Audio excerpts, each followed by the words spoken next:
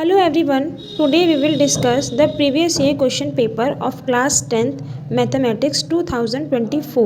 ये original paper है हमारे पास जो रिसेंट में 2024 में हुआ था। तो आइए स्टार्ट करते हैं। हम सबसे पहले सेक्शन ए से शुरू करेंगे and the question number 1 is if alpha and beta are the zeros of the polynomial p x equals to के x square minus 30x plus 45k and the alpha plus beta equals to alpha beta then the value of k is. और हमें 4 options given है। तो start करते हैं। तो आइए start करते हैं। तो हमें सबसे पहले जो हमें इक्वेशन गिवन है उसे नोट करेंगे हम। गिवन इक्वेशन है पी एक्स इक्वल्स टू के x square minus 30x plus 45k और हमें क्या गिवन है, हमें गिवन है alpha plus beta equals to alpha beta. हमें यहाँ पे k की वैल्यू फाइंड आउट करनी है, हमें k को ढूंढना है।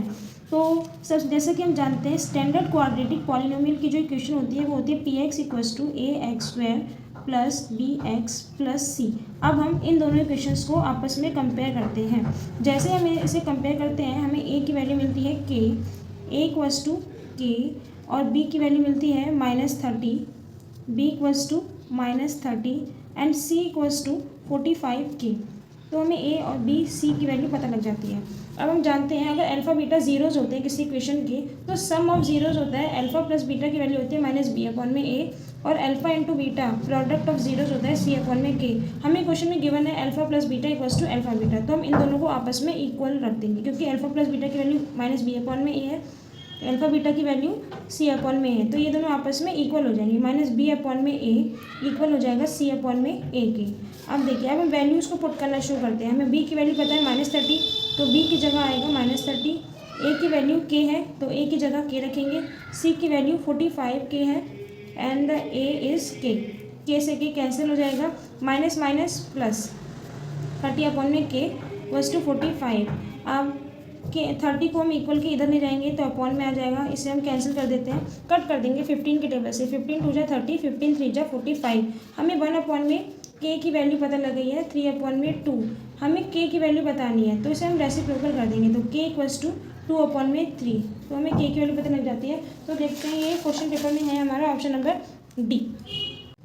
तो अब हम क्वेश्चन नंबर 2 पर आते हैं। A chord of a circle of radius 10 centimetre subtends a right angle at its centre. The length of the chord in centimetre is.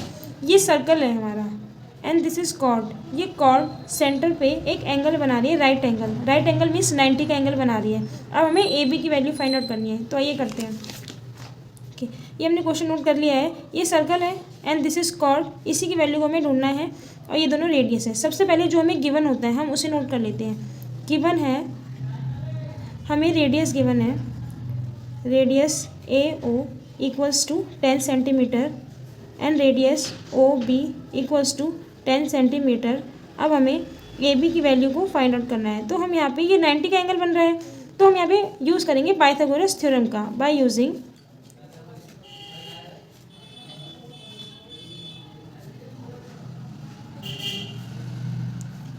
Pythagoras theorem को यूज़ करते हुए हम लिख सकते हैं हाइपोटेन्यूस का स्क्वायर इक्वल्स टू बेस का square plus perpendicular का स्क्वायर। ठीक है, तो यहाँ पे हाइपोटेन्यूस है हमारा ए बी, बेस है हमारा, ये बेस है, बेस की जगह हम 10 रखेंगे और परपेंडिकुलर है हमारा 10। A B square equals to 10 का स्क्वायर होता है 100 प्लस 10 का square 100। A B square equals to 100 plus 100 200। Square इधर जाकर स्क्वायर रूट बन जाएगा। अब हम स्क्वायर रूट की वैल्यू को फाइंड आउट रफ में कर लेते हैं। प्राइम फैक्टराइजेशन करेंगे इसका, 2 1 जा 2, 2 5 जा 10। अब हम जिसका पेयर बनता है वो बाहर आ जाता है और जिसका पेयर नहीं बनता वो अंदर रह जाता है। 2 इंटू 5 10 रूट 2।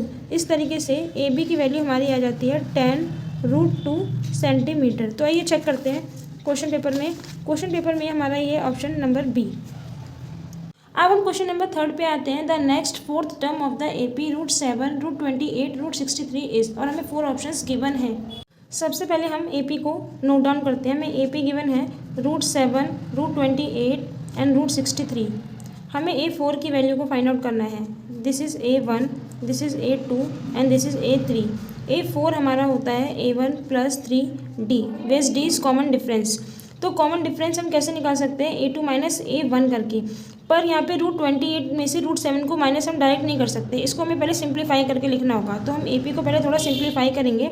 √7, √28 को हम कैसे सिंप्लीफाई कर सकते हैं, इसका प्राइम फैक्टराइजेशन करके। 2 × 1 = 2, 2 × 4 = 8, 2 × 7 = अब जिसका पेयर बन जाता है वो आ जाता है रूट के बाहर, और जिसका पेयर नहीं बनता वो रूट के अंदर रह जाता है। तो ये √28 हो जाएगा हमारा 2 √7। इसी तरीके से √63 हो जाएगा 3 √7। अब हम D की वैल्यू निकाल लेते हैं। D होता है हमारा A2 - A1। A2 हमारा 2 √7 माइनस A1 हो गया हमारा √7। 2 √7 में से 1 √7 जाएगा तो √7। अब A4 की वैल्यू निकालते हैं। A4 होता है हमारा A1 + 3D।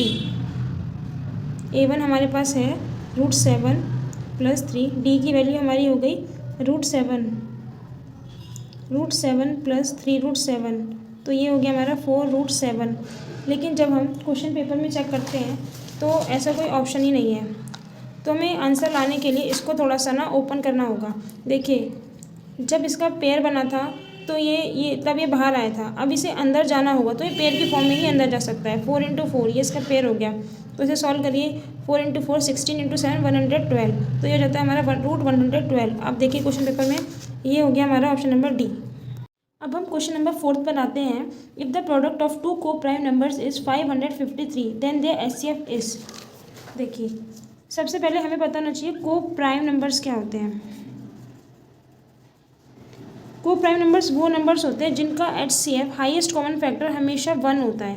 फॉर एग्जांपल, आप एक एग्जांपल लीजिए 13 और 15 का। ठीक है, जब हम 13 और 15 का हम कॉमन फैक्टर निकालते हैं तो हमेशा 1 ही आएगा। ठीक है, इसको आप ऐसे समझ सकते हैं, दोनों ही को-प्राइम नंबर्स हैं और दोनों को जब हम मल्टीप्लाई करते हैं तो आता है हमारा 100। करके देख लेते हैं, 195 आ गया। ठीक है, तो इसी तरीके से, लेकिन इनका कॉमन फैक्टर तो 1 ही है, यानी इनका HCF 1 है। इसी तरीके से हमारा क्वेश्चन है, बोल रहा है कि 2 नंबर्स है, उन्हें मल्टीप्लाई करा और उनका जो हाईएस्ट कॉमन फैक्टर है वो बताओ। आप दोनों नंबर्स को मल्टीप्लाई करके 553 आता है। तो वो 2 नंबर को-प्राइम है। हमें इस क्वेश्चन को सॉल्व ही नहीं करना। जैसे हमने यहाँ पे को-प्राइम नंबर्स देखा तो हमें तभी समझ जाना चाहिए को-प्राइम नंबर है तो उनका HCF तो 1 ही होगा। हमें इसको सिंप्लीफाई ही नहीं करना था, हमें को-प्राइम नंबर्स को देख के ही समझ जाना था कि इसका आंसर खाली 1 होगा। ठीक है, तो इसका आंसर होगा ऑप्शन नंबर A।